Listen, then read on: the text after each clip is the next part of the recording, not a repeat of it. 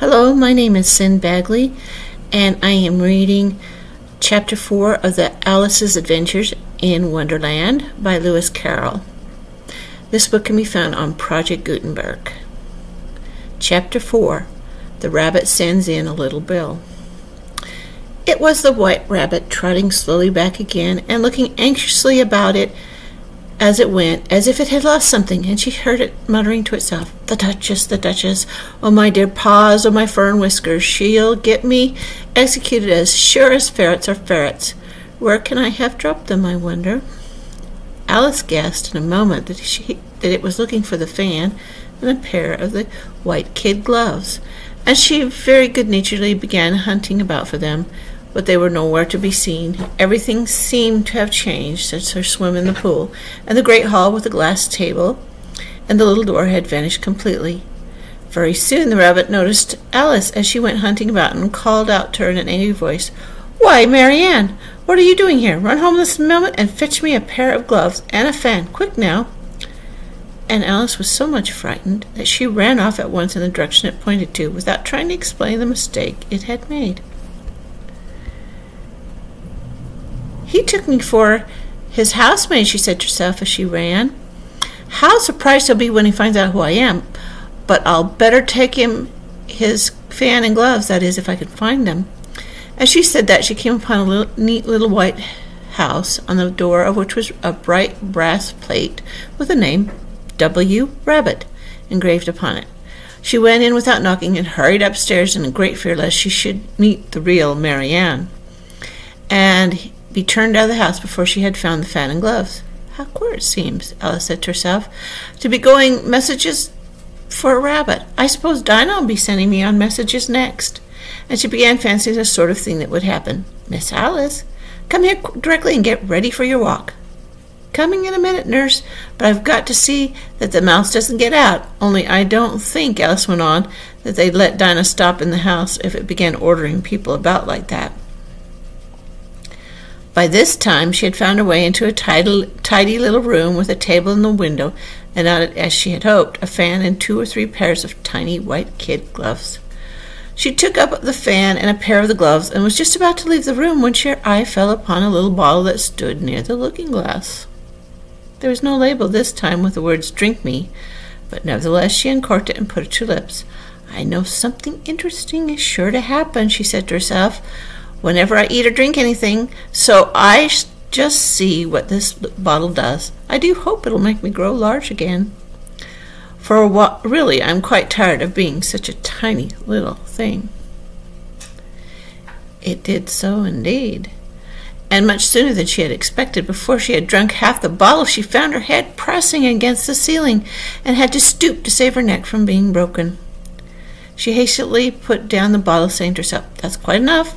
I hope I shan't grow any more. As it is, I can't get out at the door. I do wish I hadn't drunk quite so much." Alas, it was too late to wish that. She went on growing and growing, and very soon had to kneel down on the floor. In another minute there was not even room for this, and she tried the effect of lying down with one elbow against the door, and the other arm curled around her head. Still she went on growing, and as a last resource she put one arm out of the window and one foot up the chimney, and said to herself, "Now I can do no more. Whatever happens, what will become of me?" Luckily for Alice, the little magic bottle had now had its full effect, and she grew no larger. Still, it was very uncomfortable, and as there seemed to be no sort of chance of her ever getting out of the room again, no wonder she felt unhappy. It was much pleasanter at home, thought poor Alice, when one wasn't always growing larger and smaller and being ordered about by mice and rabbits. I almost wish I hadn't gone down that rabbit hole. And yet, it's rather curious. You know, this sort of life, I do wonder what can have happened to me. When I used to read fairy tales, I fancied that kind of thing never happened, and now here I am in the middle of one.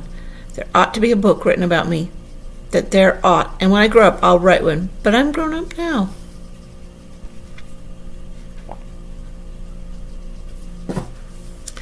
She added in a sorrowful tone, "At least there's no room to grow up any more here.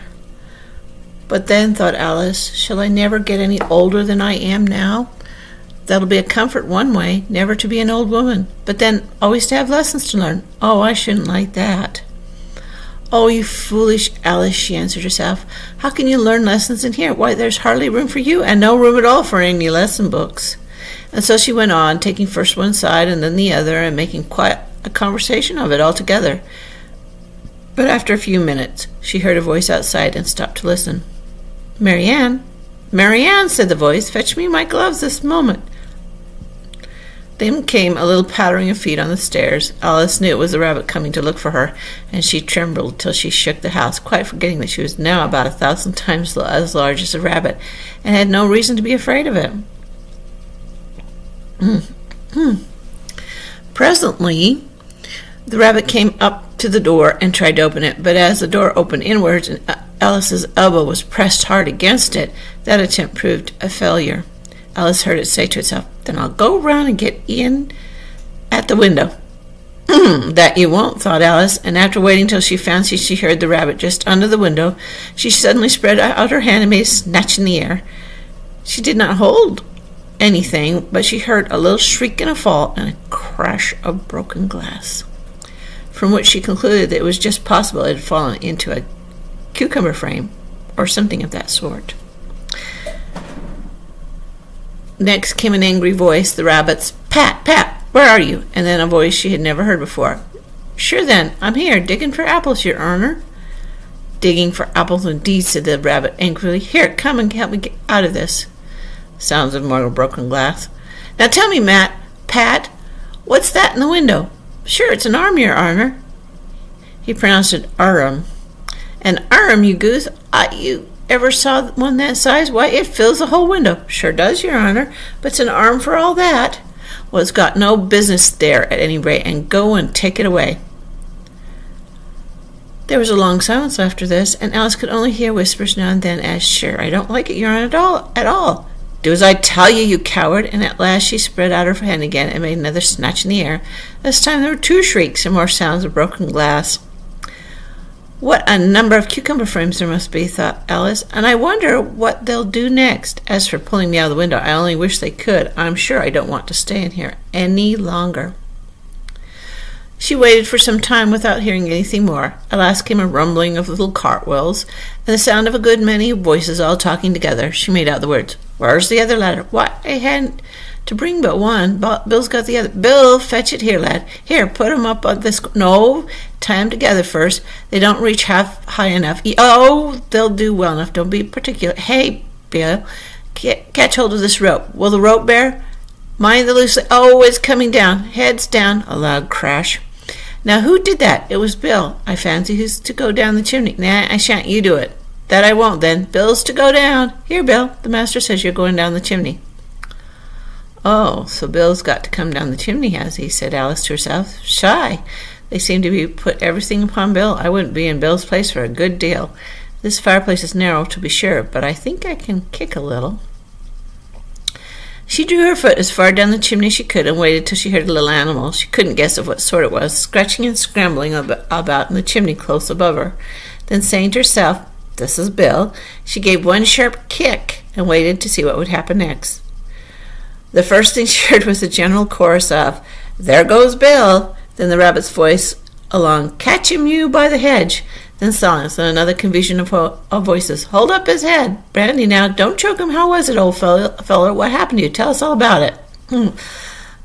Last came a little feeble squeaking voice. "That's Bill," thought Alice. "Well, I hardly know more, thank ye. I'm better now, but I'm a deal too flustered to tell you. All I know is something comes at me like a jack-in-the-box, and up I goes like a skyrocket." "So you did, old fellow," said the others. "We must burn the house down," said the rabbit's voice, and Alice called out as loud as she could, "If you do, I'll set Dinah at you." There was dead silence instantly, and Alice thought to herself, "I wonder what they will do next. If they had any sense, they'd take the roof off." After a minute or two, they began moving about again, and Alice heard the rabbit say, "A barrowful will do to begin with." "Barrowful of what?" thought Alice, but she had not long to doubt, for the next moment a shower of little pebbles came rattling in at the window, and some of them hit her in the face. "I'll put a stop to this," she said to herself, and shouted out, "You better not do that again," which procured another dead silence. Alice noticed with some surprise that the pebbles were all turning into little cakes as they lay on the floor, and a bright idea came to her. "If I eat one of these cakes, she thought, "it is sure to make some change in my size, as it can't possibly make me larger. It must make me smaller, I suppose." So she swallowed one of the cakes, and was delighted to find that she began shrinking directly. As soon as she was small enough to get out the door, she ran out of the house and found quite a crowd of little animals and birds waiting outside. The poor little lizard, Bill, was in the middle, being held up by 2 guinea pigs, who were giving it something out of a bottle. They all made a rush at Alice the moment she appeared, but she ran off as hard as she could, and soon found herself safe in a thick wood. "The first thing I've got to do," said Alice to herself as she wandered about in the wood, "is to grow to my right size again, and the second thing is to find my way into that lovely garden. I think that will be the best plan." It sounded an excellent plan, no doubt, and very neatly and simply arranged.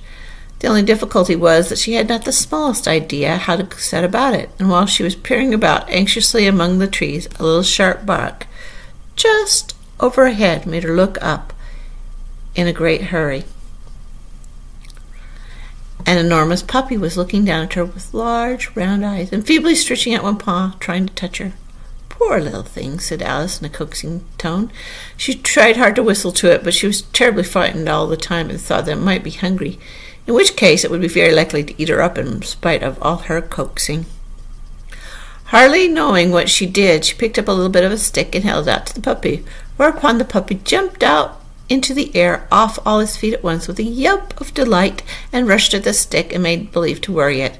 Then Alice dodged behind a great thistle to keep herself from being run over. The moment she appeared on the other side, the puppy made another rush at the stick and tumbled head over heels in a hurry to get hold of it.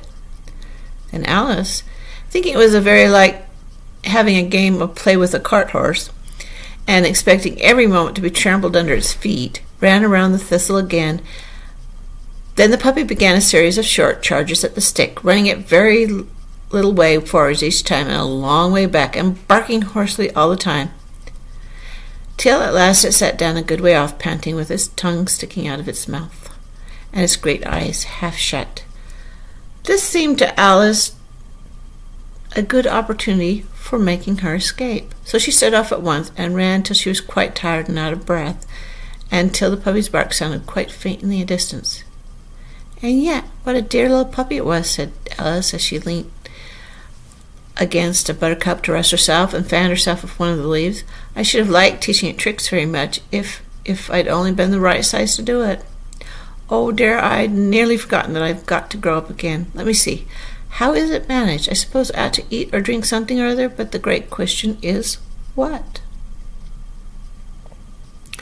The great question certainly was, what?